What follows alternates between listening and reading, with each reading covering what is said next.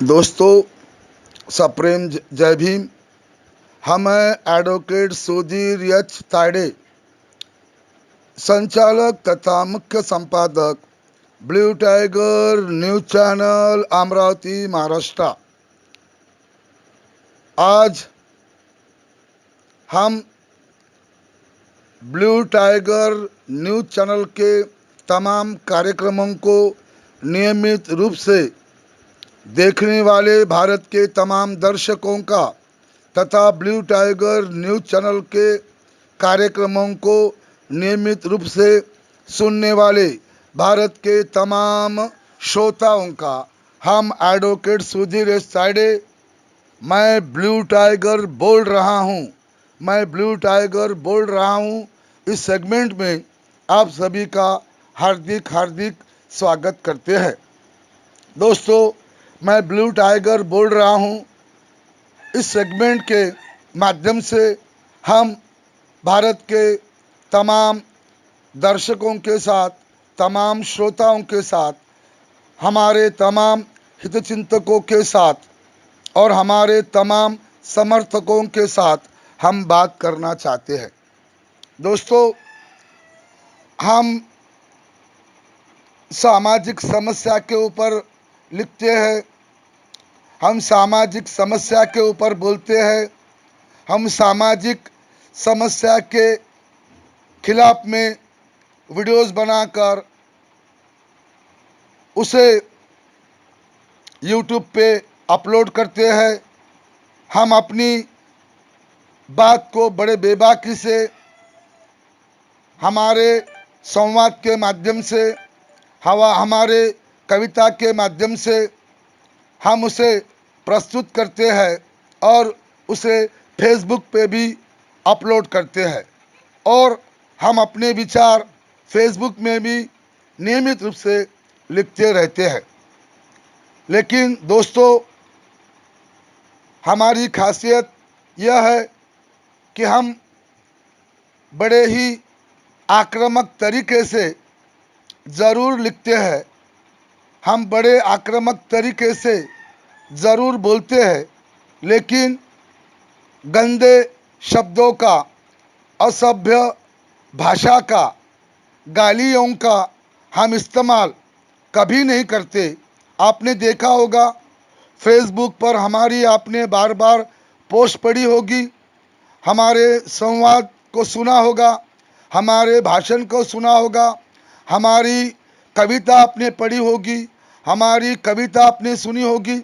उसमें बहुत ही प्रभावी शब्दों का बड़े ही आक्रामक तरीके से हम इस्तेमाल करते हैं, लेकिन भद्दी हम टिप्पणी नहीं करते, कहीं भी हम अश्लील भाषा का प्रयोग नहीं करते हैं और कहीं पर भी असभ्य भाषा का हम इस्तेमाल नहीं करते हैं। आपने देखा होगा, बहुत सारे पूरे भारत देश में, झारखंड, बिहार, मध्य प्रदेश, उत्तर प्रदेश, दिल्ली, हिमाचल प्रदेश, लद्दाख, जम्मू कश्मीर, असम, तमिलनाडु, आंध्र प्रदेश, कर्नाटक, पश्चिम बंगाल, राजस्थान, पंजाब, हरियाणा, महाराष्ट्र, ओडिशा, आंध्र प्रदेश, तेलंगाना, भारत के तमाम जितने भी राज्य हैं, हर राज्यों में blue tiger news channel YouTube के माध्यम से पहुंच रहा है। हमारे लिए बड़ी गर्व की और बड़े खुशी की बात है। और बहुत सारे जो अलग अलग राज्यों के जो वहाँ के दर्शक हैं, उनकी मातृभाषा कहीं तेलुगु है, कहीं तमिल है, कहीं कन्नड़ है और कई भोजपुरी है और कई आदिवासी जनजाति की भाषा है, लेकिन बहुत सारे लोग हिंदी भाषा को समझते हैं, हिंदी भाषा को बोल भी सकते हैं। तो जो भी हम बात कहते हैं वो बात उन तक पहुंच जाती है और वो हमारी हौसला अफजाई करते हैं। अभी कुछ कुछ लोग उनका प्रमाण, उनका प्रतिशत बहुत कम है, लेकिन कुछ 1% जो फेसबुक के हमारे फ्रेंड्स ग्रुप में कुछ लोग हैं, वो हमारी हमने कितनी भी अच्छी पोस्ट लिखी, कितनी भी अच्छी हमने कविता लिखी, कितना भी अच्छा हमने संवाद किया और हमने कहीं तस्वीरें डाली, तो हमारी पोस्ट पे हमेशा वो निगेटिव कमेंट करते हैं और हमारी आलोचना करते हैं। तो दोस्तों, उन लोगों से हम कहना चाहते हैं कि हम भी इंसान हैं, हमने भी मानव जाति में जन्म लिया है। हमारा भी बदन हड्डियाँ, गोश्त और खून से बना हुआ है। हमारे शरीर के अंदर में भी दिल है, हमारे खोपड़ी के अंदर में भी दिमाग है। इसलिए हमारे दिमागों में भी विचार चलते होते हैं, हमारे दिल में भी कई भावनाएं आती है, कई भावनाएं जाती है। हम भी आम आदमी की तरह है, लेकिन हमने अपने जीवन को दो भागों में, दो हिस्सों में हमने उसको बांट दिया है। और एक हमारा जीवन एक सामाजिक जीवन है और दूसरा हमारा निजी जीवन है। तो हमारे सामाजिक जीवन में जो हमारे काम है वो हम बिल्कुल ईमानदारी से, बड़े प्रामाणिकता से उन कामों को हम निभाते हैं। सामाजिक जीवन में हमारे काम है, जहाँ पर भी अन्याय हुआ है वहाँ हम खड़े हो जाते हैं, और लोगों की जहाँ पर भी सामाजिक समस्या है, चाहे झुग्गी झोपड़ी में रहने वाली लोगों की समस्या है, और सरकारी ज़मीन पे जिन लोगों का कब्जा है और उन्हें सरकार मना कर रही है, उनकी समस्या है। जो बीमार लोग हैं, अस्पताल में, सरकारी अस्पताल में भर्ती है, उनकी कोई समस्या है। तो इन तमाम समस्याओं के लिए नियमित रूप से हम सरकार से, प्रशासन से हम हमेशा लड़ते रहते हैं। मोर्चे निकालना, सरकार का ध्यान आकर्षित करना, बड़े बड़े वरिष्ठ अधिकारियों से बातचीत करना, डेपुटेशन लेकर जाना और धरने आंदोलन करना और प्रेस कॉन्फ्रेंस करके अन्याय जिस व्यक्ति पर हुआ है उस अन्याय को उजागर करना, आंदोलन करना, किसी अधिकारी को घेराव करना, किसी जनप्रतिनिधि को घेराव करना, और ये सारी बातें हम नियमित रूप से लगातार प्रामाणिकता से 25 वर्षों से करते आ रहे हैं।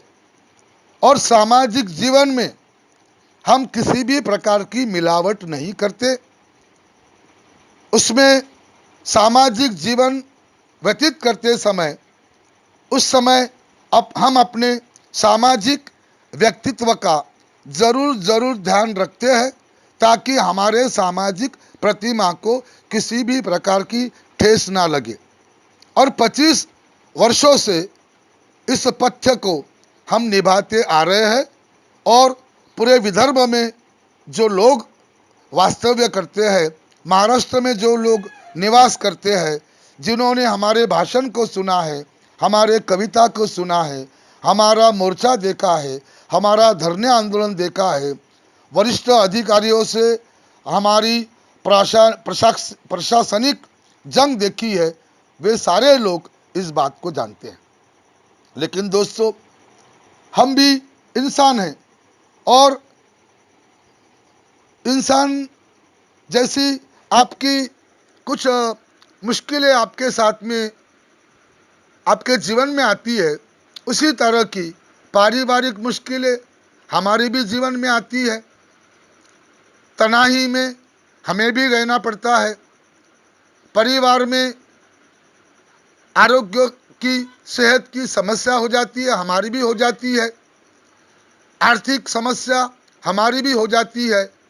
और इन सारी बातों का तनाव मस्तिष्क पर आ जाता है। तो बहुत सामाजिक समस्याओं का बोझ, पारिवारिक समस्याओं का बोझ, ये तमाम बोझ सहन करने की ताकत नहीं होती है। कभी कभी दिमाग तनावग्रस्त हो जाता है, बहुत तकलीफ हो जाती है, और हम अपनी तकलीफ को, अपनी व्यथा को, अपनी वेदना को किसी से कह भी नहीं सकते हैं।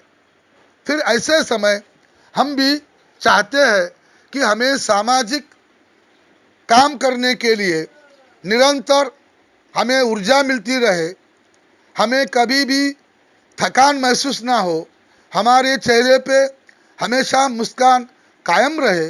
इसलिए इसलिए हमारे निजी बातों में हम आनंद लेते हैं। हम अपने दोस्तों के साथ, अपने कार्यकर्ताओं के साथ कहीं पर्यटन स्थल में जाते हैं, वहाँ घूमते हैं, वहाँ फिरते हैं, वहाँ भोजन का आनंद लेते हैं और वहाँ अपनी तस्वीरें खींचते हैं और दोस्तों के साथ, समर्थकों के साथ, कार्यकर्ताओं के साथ आनंद लेने के बाद वो तस्वीरें और वो वीडियो शूटिंग हम फेसबुक पे डालते हैं। तो बहुत सारे जो लोग हैं वो हमारे पोस्ट को लाइक करते हैं, कमेंट करते हैं और पॉजिटिव कमेंट हमको भेजते हैं। उसके बाद हमारा मनोबल बहुत बढ़ता है। कभी कभी तन्हाई में होते हैं, अकेले होते हैं, गुमसुम होते हैं, परेशानियों से घिरे होते हैं, मुश्किलों से घिरे होते हैं, तभी हम कोई मशहूर गज़लकार की कोई गज़ल के अल्फाजों को लिखकर उस गज़ल को गाते हैं या कोई हिंदी फिल्मी गीत को गाते हैं और उसमें हमें बड़ा आनंद मिलता है, बड़ा सुकून मिलता है और उस गज़ल को या उस फिल्मी गीत को या किसी गीत को गाकर हम उसको रिकॉर्ड करते हैं और फेसबुक में और यूट्यूब में अपलोड करते हैं। हज़ारों की तादाद में हमें आपका फिल्मी गीत आपकी आवाज़ में अच्छा लगा, आपने बहुत अच्छा गाया है और आपकी आपकी आवाज़ मधुर है, इस प्रकार की कमेंट हमें आती रहती है। हमारा मनोबल बढ़ता रहता है, हमें ऊर्जा मिलती रहती है।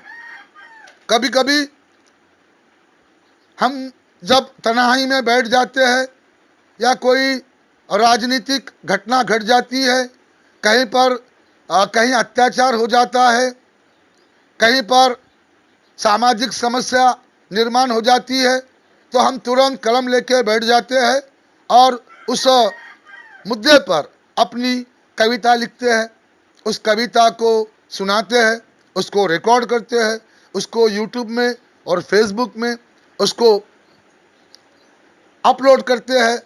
बहुत सारे कमेंट्स आते हैं, बहुत सारे मैसेज आते हैं, कोई तो फ़ोन करके हमें बधाई देता है, बहुत सुकून मिलता है, बहुत आनंद मिलता है।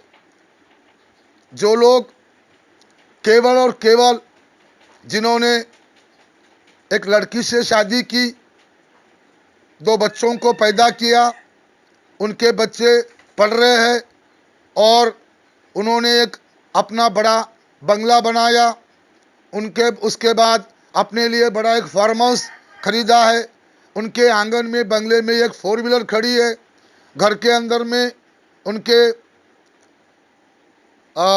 घर के अंदर में बहुत बड़ा कलर टीवी है और सारी सुविधा है और आनंद ले रहे हैं। और एक दिन किसी महापुरुष के जयंती के उपलक्ष्य में जाकर उस महापुरुष के पुतले को हार पहनाते हैं, अभिवादन करते हैं और बाद में 364 दिन उनका सामाजिक क्षेत्र से कोई सरोकार नहीं होता है। वो कभी झुग्गी झोपड़ी में आते नहीं, किसी जनजाति के महिलाओं पे अत्याचार होता है उसके बारे में कभी आते नहीं, किसके झुग्गियों में जब गरीब लोगों के झुग्गियाँ महानगर पालिका के बुलडोजर द्वारा गिराए जाते हैं तभी वो कभी आते नहीं, किसी कार्यकर्ता पे जानलेवा हमला होता है तभी वो कभी आते नहीं, कभी बेकसूर कार्यकर्ता को पुलिस पकड़ के ले जाती है थाने में तभी वो कभी आते नहीं, उस निर्दोष कार्यकर्ता को बचाने के लिए कभी वो कोर्ट में जमानत देने के लिए आते नहीं हैं। अगर किसी कार्यकर्ता को 6 महीने की 1 साल की आंदोलन में सजा हो जाती है, उसके परिवार के बच्चे भूखे मरते हैं, उसकी बीवी भूखी मरती है, उसे देखने आते नहीं हैं।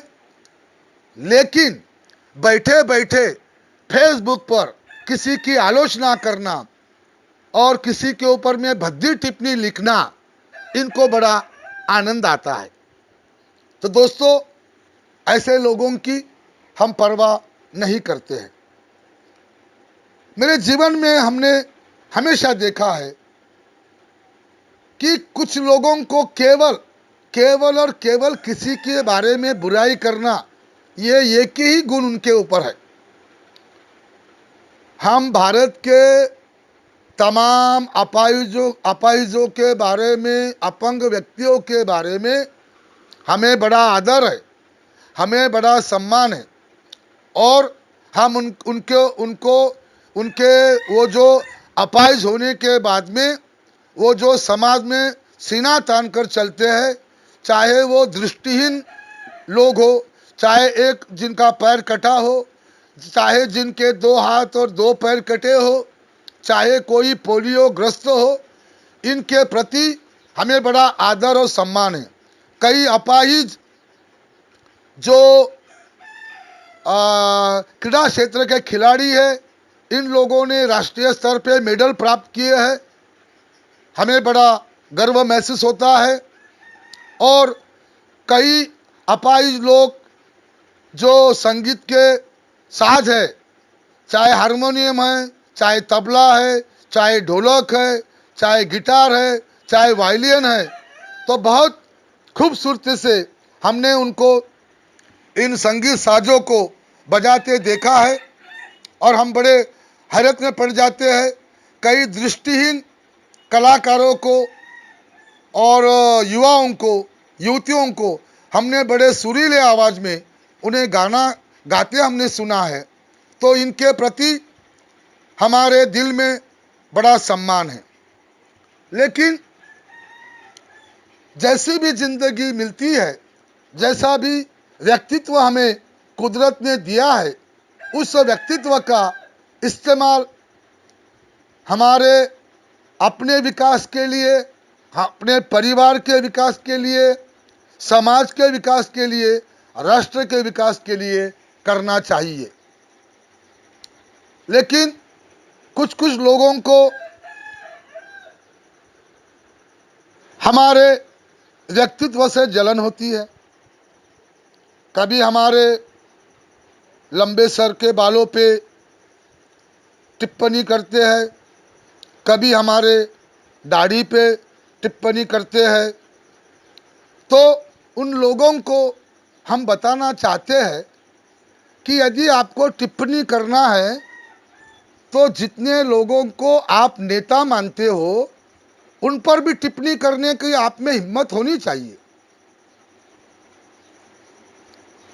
अभी किसने दाढ़ी बनानी चाहिए, किसने दाढ़ी मुंडवानी चाहिए, बाल मुंडवाने चाहिए, मूछ मुंडवानी चाहिए, उसने जीन्स पहनना चाहिए, जैकेट पहनना चाहिए, कोट पहनना चाहिए, जूते पहनना चाहिए, चप्पल पहनना चाहिए, घोड़े पर घूमना चाहिए या बुलेट से घूमना चाहिए, या सेंडी रखना चाहिए या जटा बढ़ाना चाहिए, अपनी अपनी पसंद है और वो उसकी आज़ादी है, वो उसके मौलिक अधिकारों में आता है, उसके बारे में हमें कुछ नहीं कहना है। लेकिन जब हमारे बारे में बोलते हैं तब हमें ज़रूर दुख होता है और उन लोगों से हम जवाब देना चाहते हैं जो हमारे नेतृत्व पे सवाल उठाते हैं, जो हमारे व्यक्तित्व पे सवाल उठाते हैं और टिप्पणी करते हैं, निगेटिव टिप्पणी करते हैं।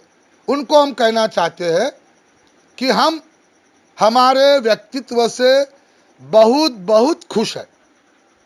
कुदरत ने 5 फुट 6 इंच की ऊंचाई हमें दी है, हमारी आंखें बड़ी बड़ी है और हमें एक बुलंद आवाज प्राप्त हुई है और हम चेहरे पे दाढ़ी और मूछ रखते हैं जैसा शेरे बब्बर है और शेरे बब्बर की उसकी आयाल होती है और वो आयाल अगर पूरी काट के नष्ट कर दी जाए तो शेरे बब्बर का चेहरा जो है वो ज़्यादा प्रभावी नहीं लगेगा। तो दाढ़ी से और मूछ रखने से हमारे व्यक्तित्व का एक प्रभाव पड़ता है। उसके बाद हमारी चाल दबंग है, हमारे बातचीत में संवाद में निडरता है, और मराठी भाषा, हिंदी भाषा और अंग्रेजी भाषा, तीनों भाषा हम आसानी से बड़े सहज तरीके से बोल लेते हैं। 100 में हमारे 90 दोस्त ऐसे हैं जो अकेले में प्रामाणिकता से कबूल करते हैं कि साहब, जब भी आप किसी वरिष्ठ अधिकारी के साथ डेपुटेशन लेकर जाते, वरिष्ठ अधिकारी को मिलने जाते हो, या जहां भी आप डेपुटेशन लेकर जाते हो, या जब आप बातचीत करते हो, तो आपका संवाद, आपकी बॉडी लैंग्वेज और आपका व्यक्तित्व और आपका रुतबा, इसका प्रभाव पड़ जाता है अधिकारी के ऊपर में, और वो काम बन जाता है। तो इसलिए कुदरत ने हमें जो ऊंचाई दी है, हमें जो व्यक्तित्व प्रदान किया है, हमें जो आवाज़ दी है, और हमें जो सेहतमंद रखा है, इसलिए हम कुदरत के बड़े आभारी हैं, और हमारे व्यक्तित्व से हम पूरी तरह से संतुष्ट हैं। अब कौन लोग जलते हैं, कौन लोग हमारे ऊपर निगेटिव कमेंट करते हैं, उनका खुद का अस्तित्व कुछ नहीं है।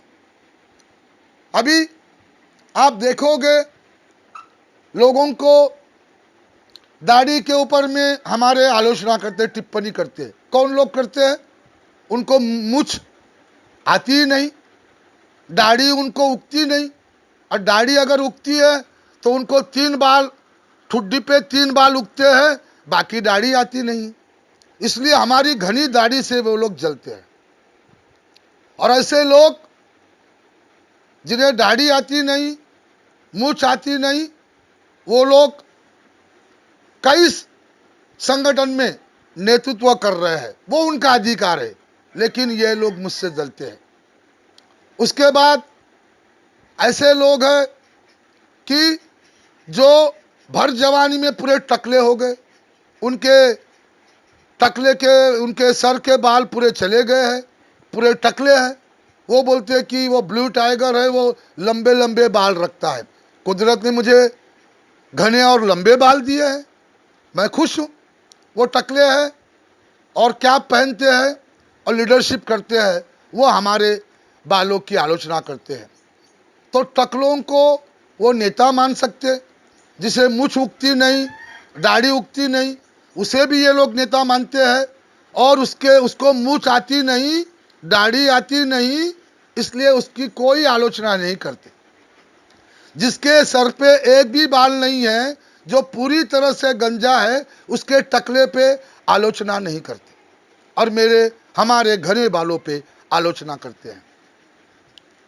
दोस्तों, अभी तो कुछ लोगों ने तो कुछ एक नया ट्रेंड आया हुआ है, अपनी अपनी आज़ादी है, अपने को क्या अच्छा लगता है। संगीत क्षेत्र में, गीतकार के क्षेत्र में, गायकों के क्षेत्र में एक 20 वर्षों से एक नया ट्रेंड आया है, जिसमें लोग बड़ी लंबी, पुरुष होने के बावजूद भी बड़ी लंबी चोटी रखते हैं, जिसको अंग्रेजी में पोनी कहते हैं। अभी कुछ लोग लड़के, युवा पीढ़ी के लड़के, युवा कानों में रिंग डालती है लड़कियों के जैसे। उनको क्या करना चाहिए? क्या पोनी रखना और कानों के अंदर में रिंग पहनना, क्या ये मर्दों की पहचान है? इसके बारे में आप ही सोचिए। लेकिन महाराष्ट्र के अंदर में जो अवाम है, वो अवाम, जो व्यक्ति सेंडी रखता है, जो व्यक्ति लंबी पोनी रखता है, लंबी चोटी रखता है, उसे भी नेता मानते हैं। कहने का मतलब है कि चोटी रखने वाले को वो नेता मान सकते हैं, सेंडी रखने वाले को नेता मान सकते हैं, और बड़ी बड़ी जटा रखने वाले को नेता मान सकते हैं, और हमारे दाढ़ी पे उन्हें ऐतराज है। हमें बड़ा आश्चर्य होता है। यदि वो हमारी दाढ़ी पे या हमारे बालों पे या हमारे व्यक्तित्व पे टिप्पणी करते हैं या हमारी आलोचना करते हैं और इतने बेबाक है, तो हम उन्हें चुनौती देना चाहते हैं कि जो महाराष्ट्र के नेता है और जो युवा नेता है, जिन नेताओं ने लंबी लंबी चोटी रखी है, लंबी पोनी रखी है, तो तुम्हारे में यदि धमक है, तुम्हारे में अगर हिम्मत है, तो फेसबुक के ऊपर में उस युवा नेता के पोनी के ऊपर में, उसके लंबी चोटी के ऊपर में कमेंट लिखकर देखिए, तो ये उनमें हौसला नहीं है। और कुछ लोग बड़े बड़े पोस्टर्स लगाते हैं, बैनर्स लगाते हैं। देखिए कुछ नेताओं को, उनकी चाल भी औरतों की तरह है, उनकी चाल भी मर्दानगी की तरह नहीं है, लेकिन उनके पास में 5-5 फोर व्हीलर है, गाड़ी है, बंगला है। तो बड़े बड़े महापुरुषों के जयंती के उपलक्ष्य में, जन्मदिन के उपलक्ष्य में बड़े बड़े वो पोस्टर्स लगाते हैं, और जिनकी चाल औरत की तरह है और कुदरत ने उनको शरीर भी औरत की तरह दिया है, पुरुष जन्म में उनकी आवाज़ भी औरत की तरह पतली है, उनका शरीर भी दुबला पतला है, लेकिन उन्हें भी लोग नेता मानते हैं। क्यों मानते हैं? कि उनके पास में बहुत सारी धन दौलत है, सर में बाल नहीं, टकले है, फिर भी नेता है, दाढ़ी मुंडवाते हैं, मूछ मुंडवाते हैं, फिर भी नेता है, मूछ उगती नहीं है, दाढ़ी उगती नहीं है, फिर भी नेता है, दुबले पतले है, फिर भी नेता है, चलना औरत की तरह है, फिर भी नेता है, बोलना, बातचीत, आवाज़ औरत की तरह है, फिर भी नेता है, और हमारा व्यक्तित्व रुबाबदार और प्रभावी है, फिर भी हमें वो नेता मानते नहीं हैं। ये उनकी अपनी राय है। हमें नेता मानना या नहीं मानना ये उनकी आज़ादी है, उनके बारे में हमें कुछ नहीं कहना है। लेकिन हम अपने आप को एक स्वयं प्रकाशित और स्वयं घोषित अन्याय अत्याचार के खिलाफ में लड़ने वाला लड़ाकू निडर नेता हम मानते हैं। लोग माने या ना माने, इससे हमें कोई फर्क नहीं पड़ता। एक महत्वपूर्ण बात है, हमारे विशेष करके पिताजी ने हमें हमेशा हमारे व्यक्तित्व को बचपन से बनाने के लिए, व्यक्तित्व को निखारने के लिए हमें हमेशा मानव जाति का पालन करने के लिए हमको सिखाया है। इसलिए हमारा जो बचपन है, नागपुर से जो 9 से 10 किलोमीटर काटोल रोड पर एक एरला, एक छोटा गांव है, कस्बा है। उस गांव में एरला, वहाँ एक हॉस्टल था संस्था का। उस हॉस्टल में हमारी प्राथमिक और माध्यमिक पढ़ाई हमने पूरी की है। और वो हमारे हॉस्टल में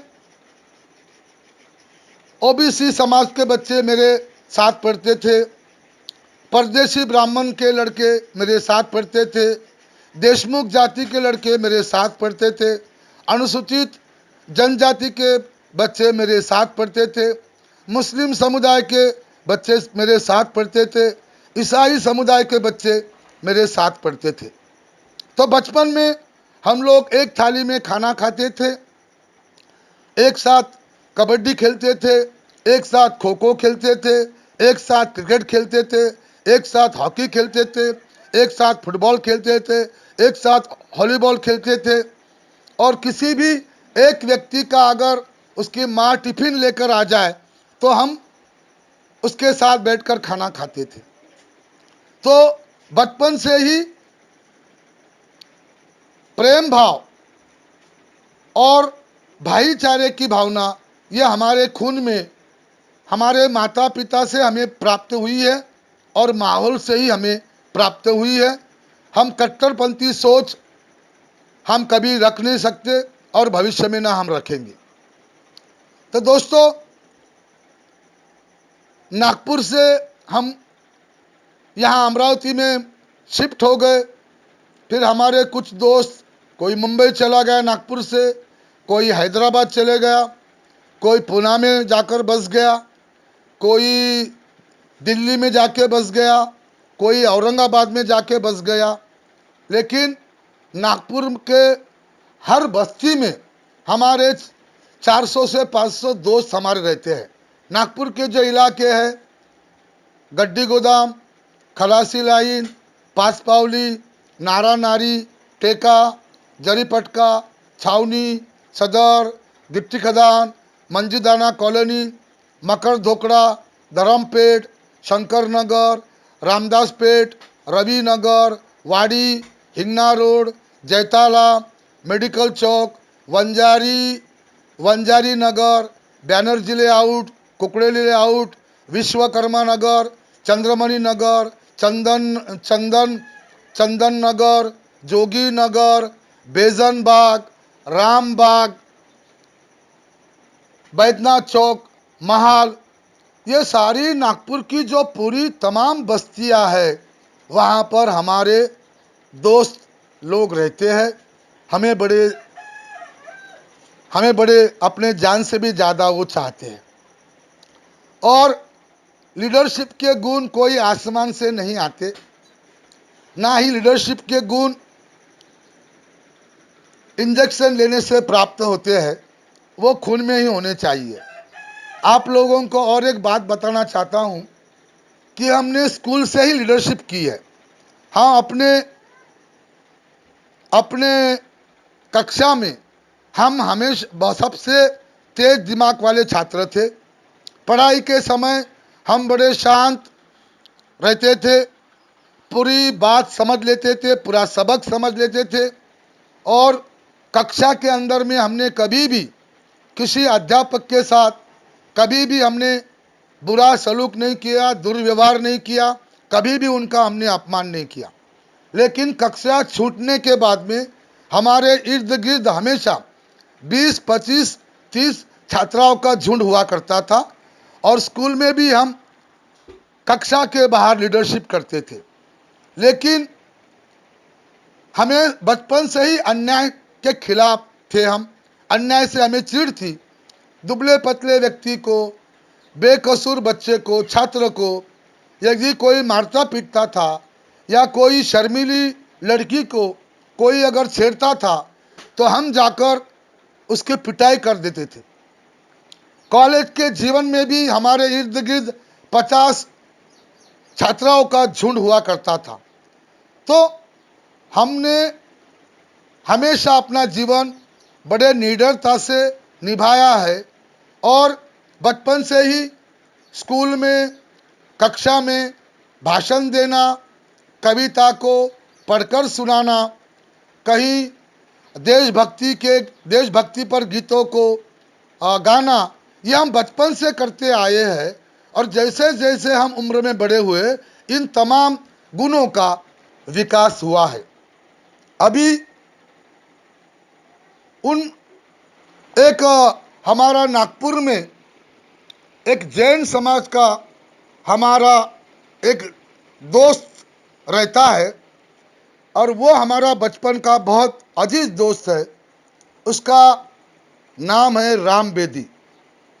और जैसा उसे मालूम पड़ा कि सुधीर नागपुर से अमरावती शिफ्ट हो गया है, उसकी कुछ पढ़ाई पूरी होने के बाद वो ड्राइवर बन गया और अमरावती के किसी मालिक की गाड़ी लेकर वो अमरावती आज से 20 साल पहले आया था। और आने के बाद 1 घंटे का समय था। उसे मालूम है सुधीर अमरावती में रहता है। उस समय मैं एक इंग्लिश मीडियम कॉन्वेंट पे अध्यापक का काम किया करता था और मैं किसी काम से अकोला चला गया था। तो 1 घंटे के ब्रेक में वो ढूंढते ढूंढते जेल क्वार्टर रोड बिच्छू टेकड़ी यहाँ पर ढूंढते ढूंढते मेरे घर पर मुझे मिलने आया था। उससे मेरी मुलाकात नहीं हो पाई क्योंकि मैं अकोला में था और उस ज़माने में मोबाइल फ़ोन नहीं थे, कोई कांटेक्ट नंबर नहीं था। तो बाद में मिलने आऊँगा ऐसा कहकर वो राम बेदी नागपुर को चले गया। अब राम बेदी से मैं बहुत प्रेम करता हूँ। इसका कारण वो मेरा बहुत ही अच्छा दोस्त रहा है और मुझे मीठी चीज़ें बड़ी पसंद है। तो राम बेदी की मम्मी जब 10 दिन के बाद 15 दिन के बाद इतवार को जब हॉस्टल में आती थी, उनके घर में मिठाइयाँ बनती थी। तो तमाम 25-30 तरह की मिठाइयाँ वो अपने बेटे के लिए लाती थी। और ये राम बेदी नाम का मेरा जो दोस्त है, ये मुझे बचपन में इसने मुझे बहुत मिठाइयाँ खिलाई है। हर तरह की रबड़ी, बूंदी के लड्डू, रसगुल्ले, गुलाब जामुन और कई तो ऐसी ऐसी मिठाइयाँ जिसके मुझे नाम तक पता नहीं है। अगर 1 किलो मिठाई लाती थी उसकी मम्मी तो कम से कम 3 पाव मिठाई मैं अकेला खाता था। वो मेरा दोस्त है राम बेदी। और वो मुझे अमरावती में मिलने आया था। उसकी मुलाकात नहीं हो पाई, उसका कोई कांटेक्ट नंबर मुझे नहीं मिला। उसके बाद में नागपुर में हाई कोर्ट के एक सिलसिले में जब गया था तो आते समय मैं 4 व्हीलर से एरला पहुंचा और एरला पहुंचने के बाद वहां वो ग्राम पंचायत का एक चपरासी था।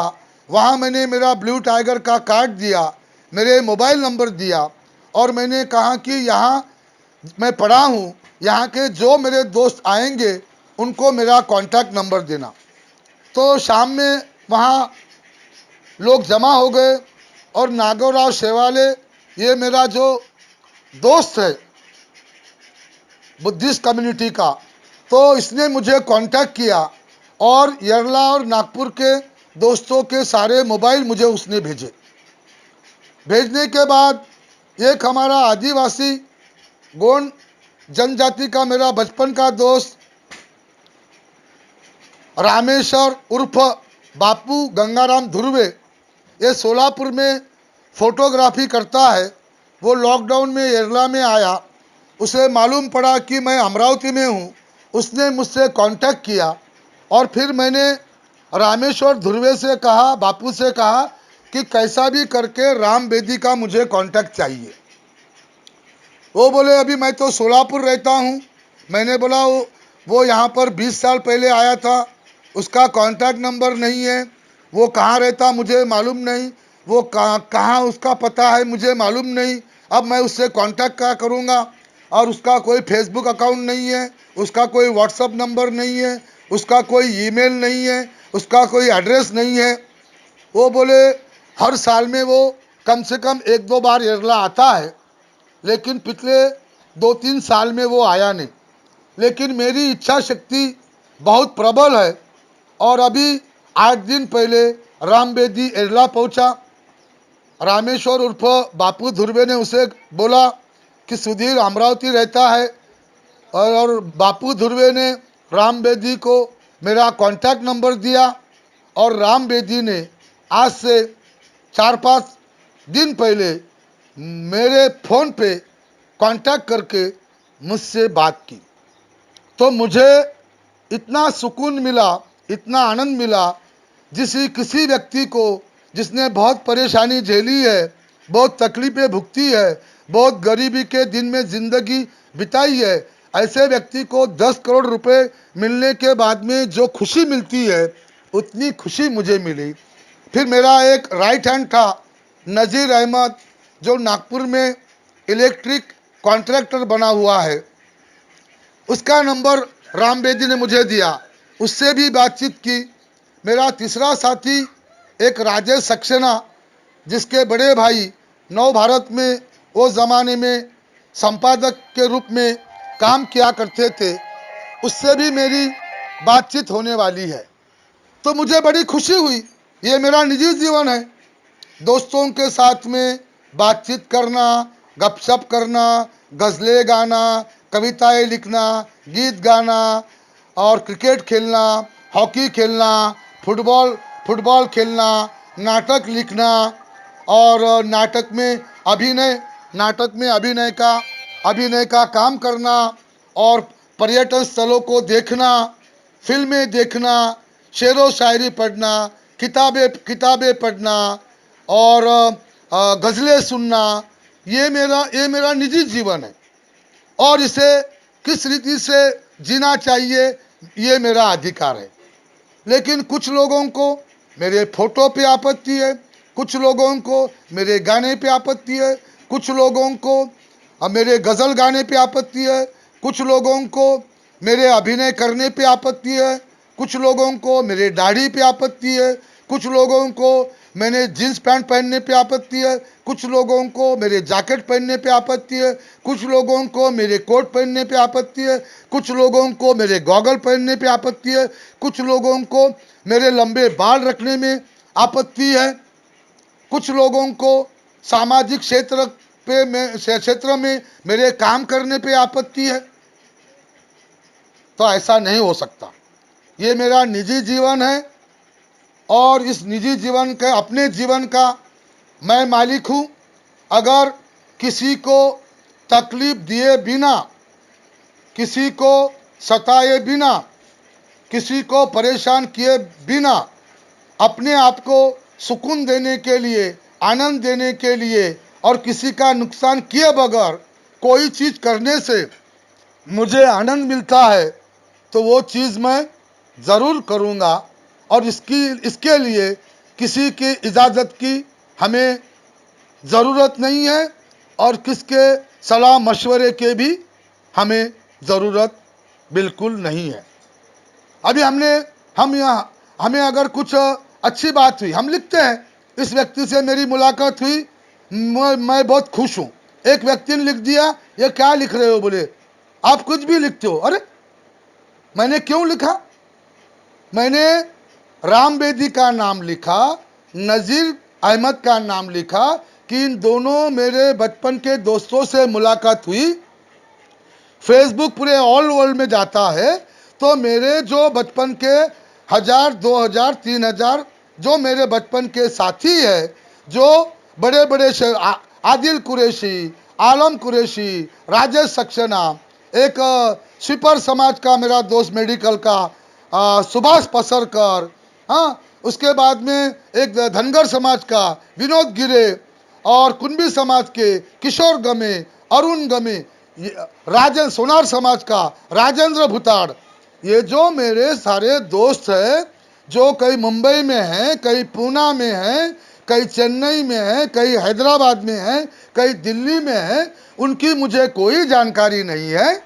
मैं पूरे दोस्तों के मैं कांटेक्ट चाहता हूँ, मैं उनसे मिलना चाहता हूँ और अमरावती शहर में या नागपुर शहर में मेरे बचपन के दोस्तों के साथ में एक मैं गेट टूगेदर को अरेंज करना चाहता हूँ और मेरे पास कोई जरिया नहीं है, मुझे उनका एड्रेस पता नहीं, मुझे उनका कांटेक्ट नंबर मालूम नहीं, मेरी उनकी 30 वर्षों में कोई मेरी उनसे बातचीत हुई नहीं है।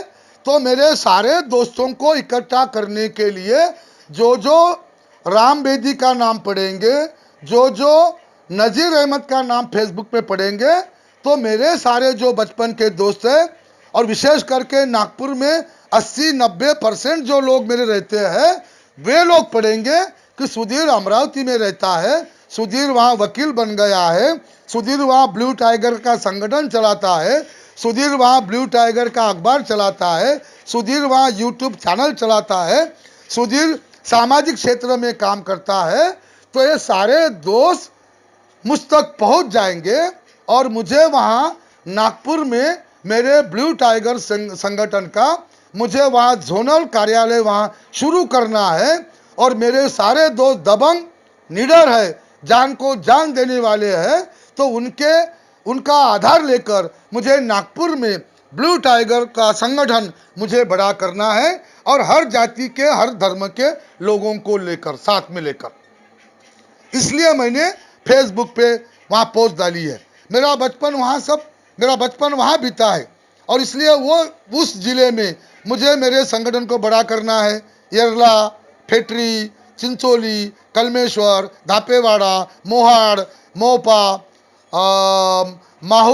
माहुरदरी, खड़गांव, दहीगांव, आष्टी, ये सारा जो उधर का इलाका है, कामठी, कनान, कोराड़ी, महादुला, ये सारा जो उधर का इलाका, सावनेर, ये जो नरखेड़, ये जो सारा इलाका, काटोल, ये जो तमाम इलाका है, वहाँ पर वो जिले में फांसे पारदी और पारदी उनके वहाँ पर बस्तियाँ भी है, टांडे भी है। और फांसे पारदी जनजाति के लिए तो मेरा बहुत बड़ा काम है, तो वहाँ मैं अपनी शाखाएं उधर खोलना चाहता हूँ। वहाँ बुद्धिस्ट कम्युनिटी है और वहाँ के जो विशेष करके ओबीसी कम्युनिटी के जो लोग हैं, वहाँ के जो अदर के जो लोग हैं और बाकी के जो हिंदी भाषी भी जो लोग हैं, वो मेरे बहुत सारे साथी मुझे दोस्त मानते हैं और वो धार्मिक भेदभाव में और जातीय आधार पे जो भेदभाव किया जाता है उसमें वो विश्वास नहीं करते, वो मानव जाति को मानने वाले लोग हैं। और इसलिए मैंने हाल ही में ही 3-4 दिन पहले जो पोस्ट डाली है, वो मैंने अपने मेरे जो बचपन के दोस्त हैं वो तमाम दोस्तों को इकट्ठा करने के लिए और उनके माध्यम से नागपुर जिले में काटोल तहसील में, कलमेश्वर तहसील में, उमरेड तहसील में, कामठी तहसील में, कुही तहसील में, जितने भी नागपुर जिले में तहसील आती है, उन तमाम तमाम तहसील के ग्रामीण इलाकों में और नागपुर शहर में मुझे ब्लू टाइगर का काम मुझे वहाँ बढ़ाना है। ब्लू टाइगर की वहाँ शाखाएं खोलनी है, वहाँ मेरा विदर्भ का विभागीय कार्यालय मुझे शुरू करना है। इसलिए मैंने नज़ीर अहमद और राम बेदी, ये मेरे दोनों, एक जैन समाज का मेरा दोस्त और एक मेरा मुस्लिम समाज का मेरा सच्चा दोस्त, इन दोनों से बातचीत होने के बाद फेसबुक पे मैंने पोस्ट डाली है। कुछ लोगों के दिल में अगर पेट दर्द हुआ है तो इसका मेरे पास कोई इलाज नहीं है। मेरा एक जीने का अपना तरीका है, मेरे एक जीने का अपना अलग ढंग है और जो बात मुझे अच्छी लगती है वो मैं ज़रूर करता हूँ और उसके लिए मैं किसी की इजाज़त नहीं लेता हूँ और ना मुझे किसी से अनुमति लेने की ज़रूरत है। तो दोस्तों, मैं ब्लू टाइगर बोल रहा हूँ, मैं ब्लू टाइगर बोल रहा हूँ। इस सेगमेंट में हमने अपने व्यक्तित्व के बारे में, उसके बाद में हमने अपने विचारों के बारे में, हमने अपने शिक्षा के बारे में, हमने अपने सामाजिक कार्य के बारे में, हमने अपने बचपन के दोस्तों के बारे में और हमने हमारे ब्लू टाइगर अखबार के बारे में, यूट्यूब चैनल के बारे में, फेसबुक के बारे में सारी तमाम जानकारी आपको दी है। सही में अगर हम कुछ गलत कर रहे हैं तो आप अच्छी भाषा का इस्तेमाल करके आप अपनी बात ज़रूर रख सकते हो। लेकिन हमने फ़ोटो निकाला, उसके ऊपर निगेटिव कमेंट, हमने गॉगल पहना, उसके ऊपर निगेटिव कमेंट, हमने जीन्स पैंट पहना, उसके ऊपर निगेटिव कमेंट, हमने टाई कोट पहनी, उसके ऊपर निगेटिव कमेंट, हमने मोर्चा निकाला, उसके ऊपर निगेटिव कमेंट, हमने कविता लिखी, उसके ऊपर निगेटिव कमेंट, हमने गज़ल सुनाई, उसके ऊपर निगेटिव कमेंट। तो ऐसे निगेटिव सोच वाले व्यक्ति और नकारात्मक सोच रखने वाले व्यक्ति जीवन में कुछ बन नहीं सकते। और हमेशा जो लोग केवल कोई अच्छा काम भी करता है तो आलोचना करो, कोई अच्छे काम भी करता है तो आलोचना करो, ऐसा व्यक्ति अगर करता है तो उसके अंडर गारमेंट में सारे छेद छेद पड़ जाते हैं और फिर ऐसा व्यक्ति उसका दिमाग का दिवालिया निकल जाता है। तो दोस्तों, यदि आप हमारे फेसबुक में हमसे जुड़े हो, अगर आप किसी भी संप्रदाय से हो, आप किसी भी जाति के हो, आप किसी भी धर्म को मानने वाले हो और आप किसी भी विचारधारा के समर्थक हो, प्रजातंत्र के लिए विचारों में आदान प्रदान होना बहुत ज़रूरी है। लेकिन व्यक्तिगत द्वेष के आधार पर, जातीय द्वेष के आधार पर हमारे ऊपर में किसी भी प्रकार की भविष्य में आलोचना ना करे, ऐसा अनुरोध आप सबसे हम करते हैं। और हमने पहले ही कहा कि हमारा व्यक्तित्व सबसे अलग है, हमारा बातचीत का तरीका अलग है, हमारा भाषण देने की जो शैली है हमारी वो अलग है, हमारा पेश होने का तरीका वो अलग है। और कुदरत ने हमें जो व्यक्तित्व दिया है उससे हम बेहद खुश हैं और हमें कुदरत से कोई शिकायत नहीं है। तो आपसे अनुरोध करते हैं कि हमारे सामाजिक जीवन को और निजी जीवन को, दोनों जीवन को आप उसमें मिलावट ना करें।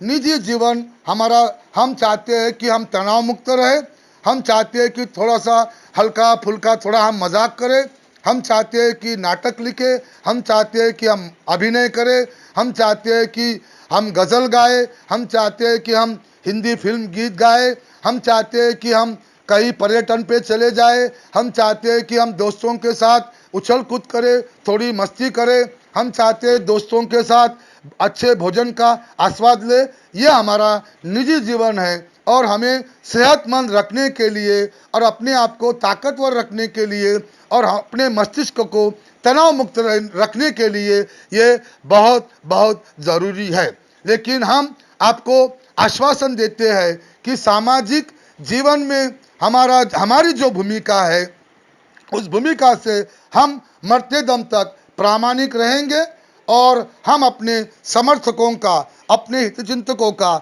विश्वासघात कभी नहीं करेंगे और समाज के विरोध में, समाज के खिलाफ में हम कोई भी काम नहीं करेंगे। हम ऐसा कोई भी काम नहीं करेंगे जिससे समाज का और राष्ट्र का नुकसान हो। तो दोस्तों, मैं ब्लू टाइगर बोल रहा हूँ, मैं ब्लू टाइगर बोल रहा हूँ। इस सेगमेंट के माध्यम से हमने आज आपसे बातचीत की है। दोस्तों, हमने आज जो बेबाकी से अपनी बात रखी, बेबाकी से अपने विचार रखे, तो हमारी बातचीत, हमारे विचार, हमारा संवाद आपको कैसे लगा? आप अपनी प्रतिक्रिया हमारे फेसबुक अकाउंट पे, हमारे व्हाट्सएप पे और हमारे ट्विटर पे, हमारे ईमेल आईडी पे या हमें हमारे मोबाइल फ़ोन पे मैसेज करके भेज सकते हैं। आप सभी के प्रतिक्रियाओं का हमें बड़ा बेसब्री से इंतज़ार है। तो दोस्तों, अब हमें एडवोकेट सुधीर एच ताड़े को इजाज़त दीजिए। हम आप सबकी अनुमति लेते हैं। अगली बार मैं ब्लू टाइगर बोल रहा हूँ, मैं ब्लू टाइगर बोल रहा हूँ। इस सेगमेंट में मैं ब्लू टाइगर बोल रहा हूँ। इस सेगमेंट में फिर से आपसे रूबरू होंगे, आपसे फिर मुलाकात होगी और आपसे फिर हम कुछ विषयों पर, कुछ बातों पर ज़रूर बात करेंगे। धन्यवाद। जय शिवराय, जय भीमराय, जय महाराष्ट्र, जय हिंद, जय संविधान। धन्यवाद।